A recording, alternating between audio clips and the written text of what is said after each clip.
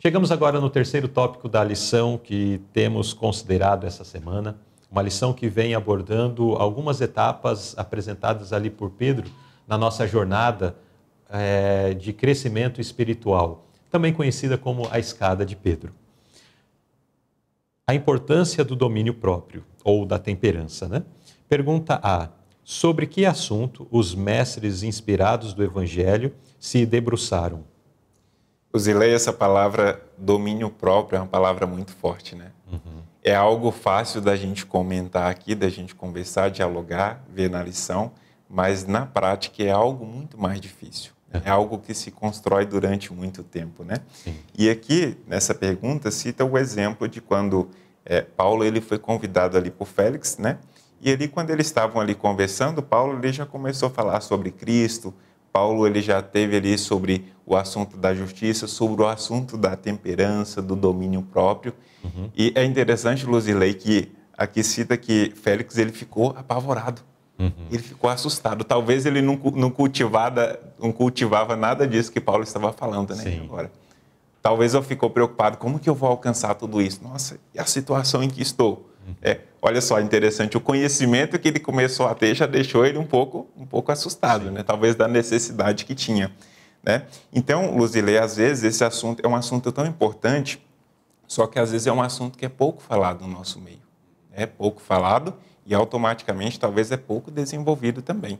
Uhum. E é interessante que essa questão da temperança, do domínio próprio, ele é cultivado, precisa ser cultivado desde criança, né? Então aqui faz menção muito sobre os pais, o cuidado que os pais precisam ter em relação aos filhos, em relação à alimentação, o que colocar para comer, a quantidade do que colocar para comer. Então, tudo isso influencia no domínio próprio, né? Então, por exemplo, a nota cita algo muito interessante aqui, que se os pais tivessem cumprido o dever de suprir a mesa com alimentos saudáveis, eliminando substâncias irritantes e estimulantes, e ao mesmo tempo tivesse ensinado os filhos o domínio próprio e formado seu caráter para desenvolver força moral, não teríamos agora de lidar com a fera da intemperança. Uhum. Então, por quê? Se isso tivesse sido cultivado, se tivesse sido falado mais vezes com uma criança lá desde pequenininha, hoje provavelmente não teríamos tanto adultos intemperantes. Sim. Porque isso foi cultivado desde a infância. Nós estamos refletindo hoje o que nós aprendemos lá na infância, né? Então aqui fica inclusive um apelo, né, para os pais que têm as crianças pequenas. Eu não sou pai ainda, mas eu penso que certamente é uma tarefa muito difícil, né, uma tarefa muito árdua, fazer com que o filho venha cultivar a temperança, venha cultivar o domínio próprio, mas é algo que precisa ser exercido, né? É algo que precisa ser ensinado, porque ele vai ser um adulto exatamente da forma como ele foi criado. Exato. E se não é ensinada a temperança, não é ensinado o domínio próprio, será como casos que nós vemos muitas vezes aí compartilhados nas redes sociais de crianças, adolescentes completamente sem controle. Exatamente. Não foi instruído. E não apenas isso, né? Às vezes nós olhamos apenas para esses, mas quantas cenas de adultos se envolvendo em situações de brigas em trânsito, de completa desordem em dadas circunstâncias, simplesmente pelo fato de que não aprenderam durante a infância por parte de seus pais, porque talvez também não eram assim, né? A questão da temperança, a questão do domínio próprio. E dessa forma, ou por essa negligência, Satanás tem dominado esse mundo e tem feito das pessoas as coisas mais tristes de serem percebidas, né? Exatamente. É interessante também, Luzilei, porque realmente, como eu falei, eu não sou pai, mas eu penso que deve ser muito difícil a tarefa, porque eu já fui um filho que um dia foi criado pelos pais, né? Eu já Sim. fui criança também. E assim, eu estive em algumas situações que eu fui obrigado a exercer o domínio próprio, né? Por exemplo, a minha avó ensinava para a gente não tomar água ali logo após fazer uma refeição. Sim. E era uma tarefa muito difícil. Às vezes a gente chorava, esperneava, mas ela mantinha a posição. Hoje, não sou a pessoa que tem o total domínio, mas algumas coisas eu consigo controlar. Por quê? Eu aprendi desde a infância, né? Aprendi que algumas coisas não era liberal, não era da forma que eu queria que fosse, entende? Então, às vezes a criança vai ali com o pai no supermercado, né? Aí a criança pede, o pai não dá, e a criança começou a chorar e o pai já entrega para poder o filho já ficar caladinho, se acalmar. Aí, só que depois isso vai refletir na vida adulta. Né? Ele vai ser um adulto que ele vai querer as coisas no tempo dele, né? Do tempo dele, do jeito dele. Se não for, aí já causa um problema. Né? Exatamente. Agora, sobre esse assunto de temperança, nós entendemos que ela é o resultado de um processo. Inclusive, daí vem a pergunta B. Qual é o próximo degrau da escada e por quê? Então, no tópico anterior, nós falamos sobre o conhecimento. E agora nós vamos ver qual é o resultado do conhecimento, que está atrelado já à primeira pergunta que estivemos considerando aqui. Qual é o próximo degrau da escada e por quê? Então, aqui fala também sobre a ciência e a temperança, mais uma vez, né? A questão do conhecimento para ter a temperança, né? Então, eu falei lá no princípio que a importância de conhecer a Deus, ela nos blinda contra a tentação. Sim. Né? E automaticamente também nós aprendemos a temperança. Né? Por exemplo, Jesus ele tinha um autocontrole. Jesus ele tinha um domínio próprio. Jesus ele era uma pessoa temperante. Né? E a ciência, o conhecimento, nos ensina também a ser uma pessoa assim. E por quê? Por que nós devemos fazer isso? Né? Isso aqui é algo muito interessante, a gente pensar por quê.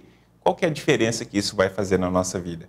Quando nós somos um adulto, ou até mesmo uma criança intemperante, quando nós não temos o domínio próprio, quando eu não tenho o domínio próprio da minha vida, alguém tem. Né? E quem é esse alguém? Então, aqui fala algo sobre isso, né? Que quando nós deixamos de ter o domínio próprio, a temperança, o conhecimento, todos esses atributos, é que acontece agora. Satanás ele tem o controle da nossa vida. Infelizmente, ele toma o controle. Por quê? A gente não está controlando nada. A gente entregou tudo nas mãos dele. Os nossos desejos carnais que queremos fazer, fazemos, aí quem é que está no controle agora? É ele. Porque tudo aquilo que é ruim, tudo aquilo que é mal, é Satanás que está no controle. Não somos nós. Então é importante notar que precisamos ter aqui esses atributos, a ciência, o conhecimento, né? A temperança, porque a partir desse momento nós temos o controle. Deus também está no controle da situação, principalmente, né? Sim. Mas quando nós não temos nada disso, agora outra pessoa entra no controle, né? Outra pessoa toma conta da nossa vida. Exato, muito bem. Inclusive tem duas frases da nota que uma delas apresenta um aspecto negativo e outra o aspecto positivo. Diz assim: mas o ser humano, ao ceder às tentações de Satanás e satisfazer a intemperança, permite que as faculdades superiores sejam dominadas pelos apetites e paixões animais. E ainda, pela intemperança, alguns sacrificam metade e outros empenham até 2/3 de suas faculdades físicas, mentais e morais. Então, ao ceder à intemperança, conforme o irmão Otávio estava mencionando, nós entregamos a Satanás as rédeas do nosso ser. Da nossa vida, exatamente. Ele nos conduz para onde ele quer. Exatamente. Então, esse é o aspecto negativo, no sentido de que, se nós não estivermos atentos a isso, sofreremos essa consequência. E quão grave consequência é esta, né? Exatamente. Nós não estamos falando de você comer alguma coisa que deu errado, foi lá, tomou um chá de boldo e resolveu a situação.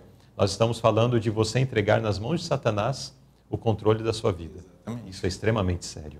Agora, deixa eu só apresentar o aspecto positivo. Daí o aspecto positivo é: os que querem ter a mente clara e pronta para reconhecer e identificar as armadilhas de Satanás, devem manter os impulsos e desejos físicos sob o controle da razão e da consciência.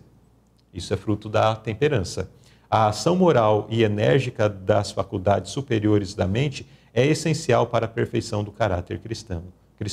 Então, estar no controle, agir com a razão, agir de uma forma pensada,